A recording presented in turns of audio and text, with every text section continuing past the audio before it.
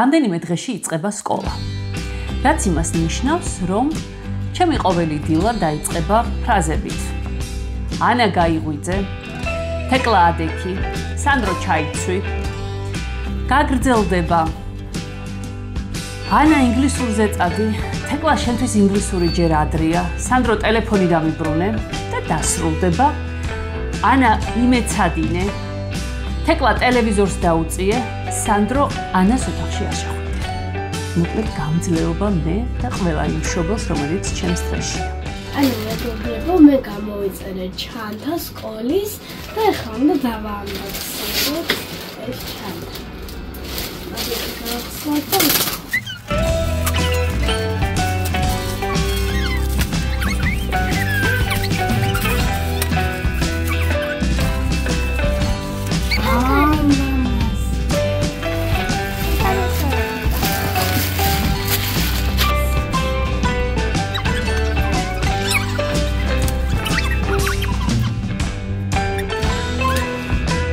მე იმდენი ფული ნამდვილად არ მაქვს, რომ ჩემს შვილებს სასკოლოდ და ბაღისთვის მოსამზადებლად ტანსაცმელი ვუყიდო საქართველოში.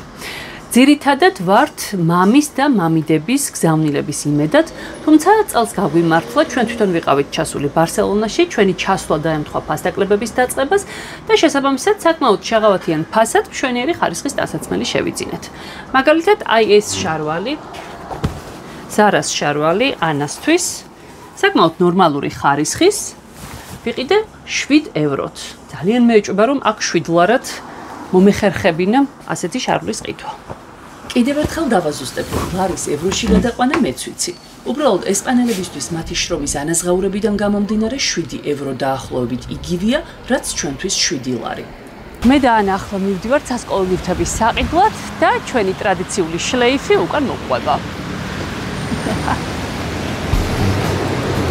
დავეთ.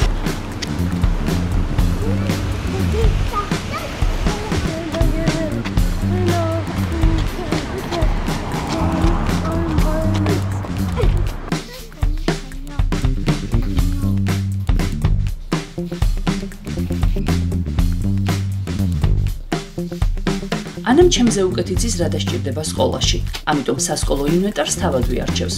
ნუ ბოლოს ცხადია მის მიერ შერჩეულ ნივთებს კრიტიკული თვალით მაინც გადავხედავ.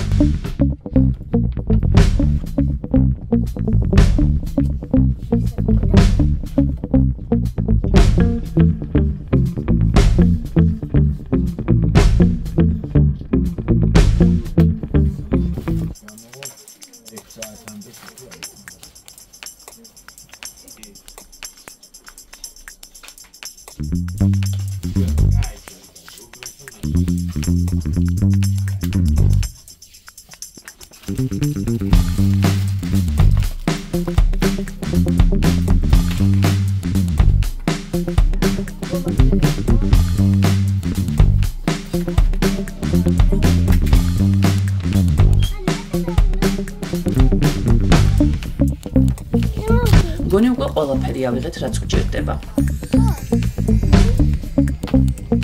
როგორც მოსალოდნელი იყო, ჩვენი ნავაჭრი დიდად შთამბეჭდავად ვერ გამოიყურება. სამაგიეროდ შთამბეჭდავია ფასი.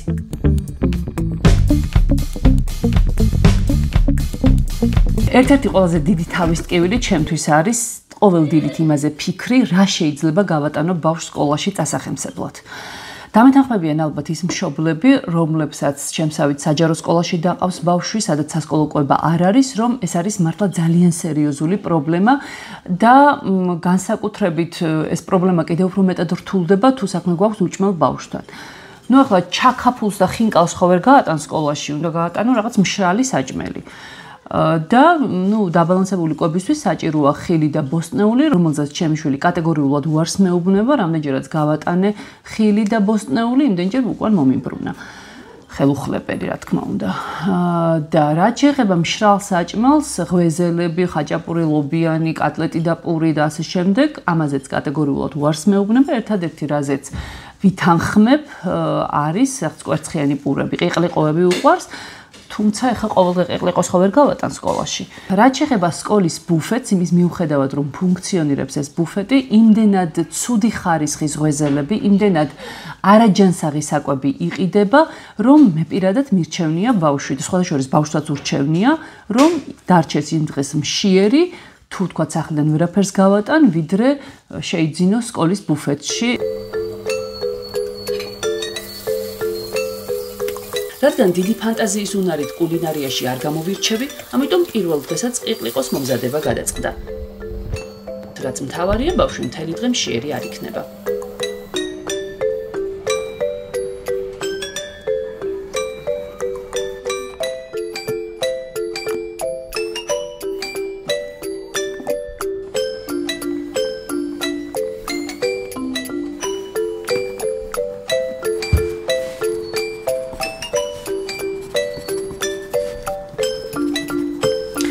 ალბათ გაინტერესებთ, რას ვაკეთებ, ხო? ეს არის ჩემი შვილების წრეების ყოველდღიური გეგმა. აი ესე განკვეთილების ცხრილივით მირჩევნია ჩამოწერილი მქონდეს, რადგან ჩემს მეხსიერებას მაინც და მაინც ვერ ვენდობი. შესაბამისად, უფრო მშვიდად ვარ, როცა ვიცი, რომელ დღეს რომელი ბავშვი სად მიმყავს. ზოგადად იმის მომხრე არ ვარ, რომ ბავშვი იმ დონეზე იყოს დატვირთული, თავისუფალი დრო და ის უნის ამოთქმის საშუალება არ ქონდეს, თუმცა ტელეფონში გართობის ნაცვლად მაინც მგონია, რომ ჯობს რომელიღაც წრეზე იყოს. ყოველი დღე დატვირთულია ჩემთვის და არა ჩემი შვილებისთვის. სხვათა შორის თეკლას და სანდროსთან დაკავშირებით ალბათ ფიქრობთ, ახლა 5 წლის ბავშვს რად უნდა წრეზე სიარული. მე პირადად მიმაჩნია, რომ 5 წლის ბავშვისთვის ეს წრეები არის ძალიან ადრე, მაგრამ თეკლამ ძალიან მთხოვა, რომ ქართულ ცეკვებზე მეტარებინა ის და სანდრო და იმდენად კატეგორიული იყო ამ მოთხოვნაში, რომ იძულებული გავხდი გამეთვალისწინებინა და ვნახოთ ერთის ადამდე გაყვება ენთუზიაზმი, ან ერთს ან მეორეს. მოკლედ, ყოველ შემთხვევაში მე არაფერს არ ვაძალებ, თვითონ რამდენადაც მოუნდება და სადაც მოუნდება, იქ მივიყვან. ჩემი გაკვეთილების კი არა და წრეების ცხრილი მზადაა. ჩანთა ჩალაგებულია, სკოლისა და ბაღის ყოველდღიურ რეჟიმს ხანგრძლივი არ გადაგების მერე დიდი წვალებით უბრუნდებით. დილის ვაიუშველებელი უკვე გავიარეთ. ამის ჩაცმა მინდა, ეს იმას არ უხდება, ეს მომწონს, ეს არ მომწონს. უკვე უკან დარჩა და როგორც იქნა სახლიდან გავდივართ. გავედით.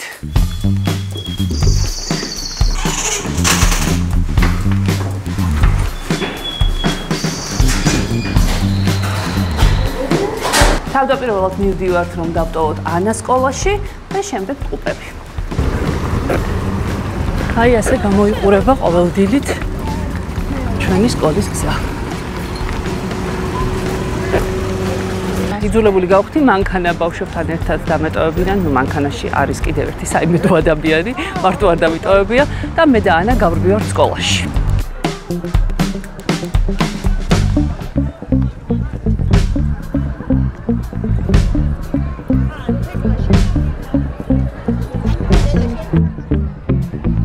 ძირითადად ყოველთვის ბევრი ხალხია, თუმცა როგორც მოსალოდნელი იყო, პირველ დღეს განსაკუთრებული ხალხმრავლობა დაგხვდა.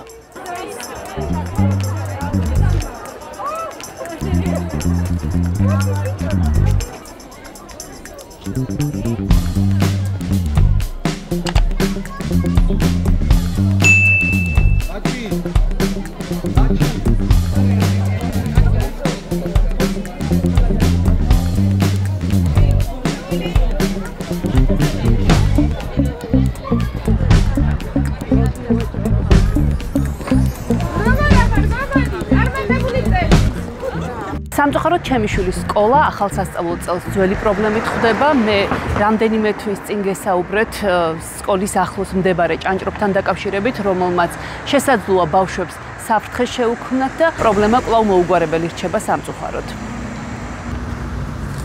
აი ეს არის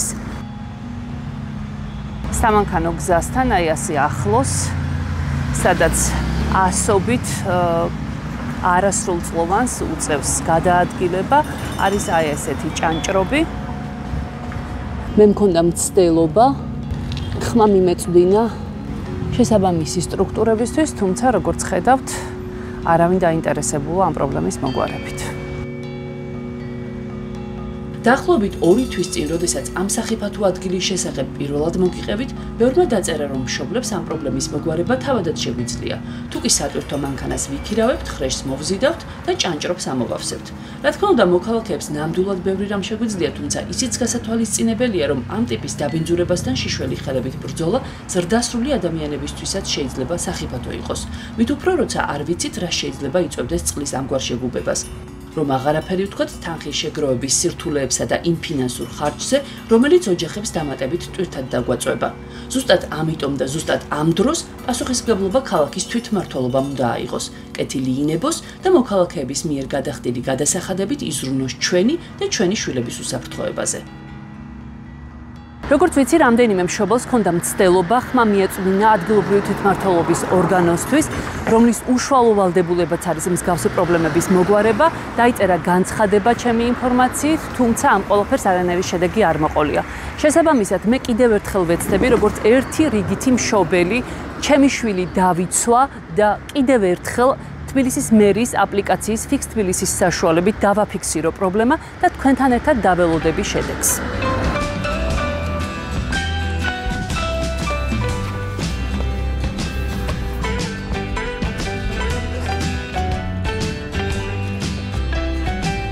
ანა სკოლაში მისვლის შემდეგ ტყუპების ბაღში დატოვების ჯერია. ვერ ვიტყვი, რომ არდადეგების დასრულება ძალიან აბედნიერებთ, თუმცა აშკარაა, რომ ბაღში მისვლა მაინც უხარიათ. მით უმეტეს, როცა იქ ასეთი მხიარულებაა.